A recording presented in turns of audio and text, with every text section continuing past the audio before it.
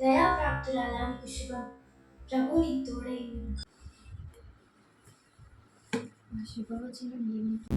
దేవుని వలన నీకు కృప పొందితి. ఆయన గొప్పవాడే, సర్వోన్నతుని కుమారుడు అనబడు. పురుషుని ఎరుగని దాననే ఇది ఎలాగూ సాధ్యము? పరిశుద్ధాత్మ నీ మీదికి వచ్చును, సర్వోన్నతుని శక్తి నిన్ను కమ్ముకొను. కనుక పుట్టబోవు శిశువు పరిశుద్ధులై దేవుని కుమారుడు అనబడు.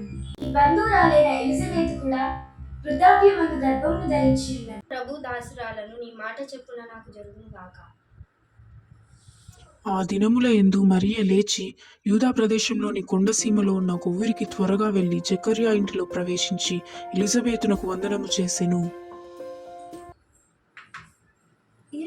వందనములు మరియా, స్త్రీలలో నీవు ఆశీర్వదింపబడిన దానవు, నీ గర్భఫలము ఆశీర్వదింపబడును.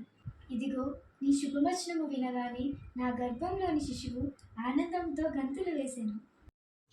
మరియ భర్త అయిన యోసేపు నీతిమంతుడై ఉండి ఆమెను అవమానపరచనులక రహస్యంగా ఆమెను విడనాడనుద్దేశించెను. అతడు ఈ సంగతులను గురించి ఆలోచించుకొనుచుండగా ప్రభువు దూత స్వప్నమందు అతనికి ప్రత్యక్షమయ్యెను. దావీదు కుమారుడైన యోసేపు, మరియను చేర్చుకొనుటకు భయపడకు. గర్భము పరిశుద్ధాత్మ వలన కలిగినది. ఆమె ఒక కుమారుని కనును. కన్యక గర్భవతి అయి కుమారుని కనును. ఆయనకు ఇమ్మానుయేలు అని పేరు పెట్టుదురు. యోసేపు నిద్ర మేలుకొని ప్రభువు దూత తనకు ఆజ్ఞాపించిన ప్రకారం చేసి తన భార్యను చేర్చుకొని ఆమె కుమారుని కను వరకు ఆమెను ఎరుగకుండెను. అతడు ఆ కుమారునికి యేసు అని పేరు పెట్టెను. Joy to the world, the Lord is come. Let earth receive her King. Let every heart prepare him.